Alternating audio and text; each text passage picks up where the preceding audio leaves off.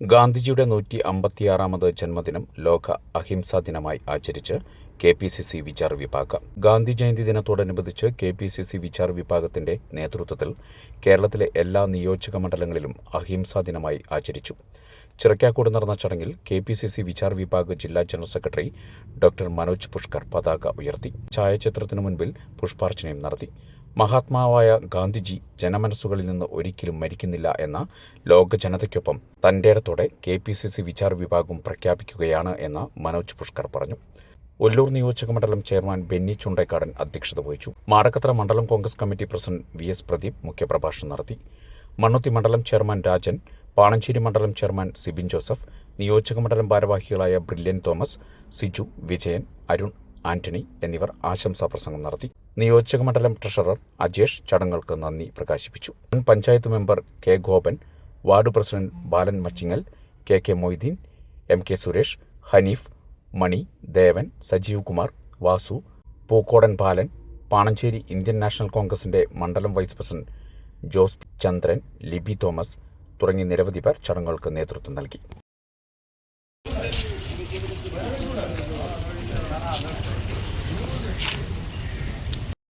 ജന്മദിനം അന്താരാഷ്ട്ര അഹിംസാ ദിനമായിട്ട് ഇന്ത്യ മാത്രമല്ല ലോകം മുഴുവൻ ആചരിക്കുന്ന ഈ സമയത്ത് ഗാന്ധിജിയുടെ ഈ വർത്തമാനകാലത്ത് ഗാന്ധിജിയുടെ പ്രസക്തിയെക്കുറിച്ച് ഞാൻ പറയാതെ തന്നെ നിങ്ങൾക്ക് ഓരോരുത്തർക്കും അറിയാമല്ലോ. 2007 UN കൗൺസിൽ അംഗീകരിച്ച ലോക രാഷ്ട്രങ്ങളുടെയൊക്കെ അംഗീകാരത്തോടു കൂടി ഇന്ന് ലോക സമാധാനത്തിൻ്റെ ദിവസമായി ആചരിക്കുമ്പോൾ നമ്മളെ സംബന്ധിച്ചിടത്തോളം ഏറ്റവും അഭിമാനമുള്ളത് ഗാന്ധിജിയുടെ ജന്മദിനമാണ് ആ ദിവസത്തിന് വേണ്ടി തിരഞ്ഞെടുത്തത് എന്നുള്ളൊരു അഭിമാനമാണ്. ഗാന്ധിജി ഇന്ന് ജീവിച്ചിരിക്കുകയായിരുന്നെങ്കിൽ 156 വയസ്സ് തികയുന്ന ഒരു ജന്മദിനം കൂടിയാണ് ഇന്നത്തെ സംബന്ധിച്ചിടത്തോളം.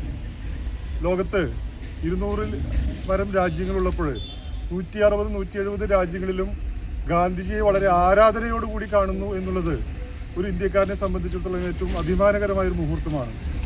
പ്രധാനപ്പെട്ട കാര്യങ്ങൾ ഗാന്ധിജിയുടെ ജീവിതം തന്നെയാണ് തൻ്റെ സന്ദേശമായി ജനങ്ങൾക്ക് കൊടുത്തത് എന്നുള്ളത് കൂടി ഇതിൽ വളരെ പ്രാധാന്യത്തോടുകൂടി കാണേണ്ട കാര്യങ്ങളാണ്. ഒരാളെ കുറിച്ചിട്ടും ലോകത്തിൻ്റെ ചരിത്രത്തിൽ എവിടെയും പ്രതിപാദിച്ചിട്ടില്ല.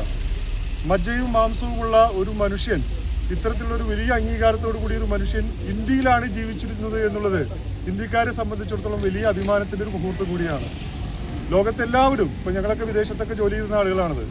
അപ്പോൾ അവിടെയൊക്കെ രാഷ്ട്രപിതാവിനെ സംബന്ധിച്ചിടത്തോളം, അവിടുത്തെ രാഷ്ട്രപിതാവായ ഷെയ്ഖ് സയ്യിദിനെ സംബന്ധിച്ചിടത്തോളം ഒക്കെ എന്തെങ്കിലും അനാവശ്യമായൊരു മെസ്സേജ് അടക്കം ഏതെങ്കിലും ഒരു മീഡിയകളിൽ വന്നു കഴിഞ്ഞാൽ അവരെയൊക്കെ അങ്ങനെ തന്നെ ചോദ്യങ്ങളൊന്നുമില്ലാതെ തന്നെ മണിക്കൂറുകൾക്കകം ജയിലിലേക്ക് അടയ്ക്കുന്ന ഒരു വലിയ സമ്പ്രദായമാണ് മറ്റു പല രാജ്യങ്ങളിലും അവരുടെ രാഷ്ട്രപിതാക്കന്മാരെ സംബന്ധിച്ച് നിലനിൽക്കുന്ന ഒരു സംവിധാനം. അതിൽ നിന്ന് വളരെ വ്യത്യസ്തമായ രീതിയിലാണ് ഇന്ത്യയിൽ കാണുന്നത്.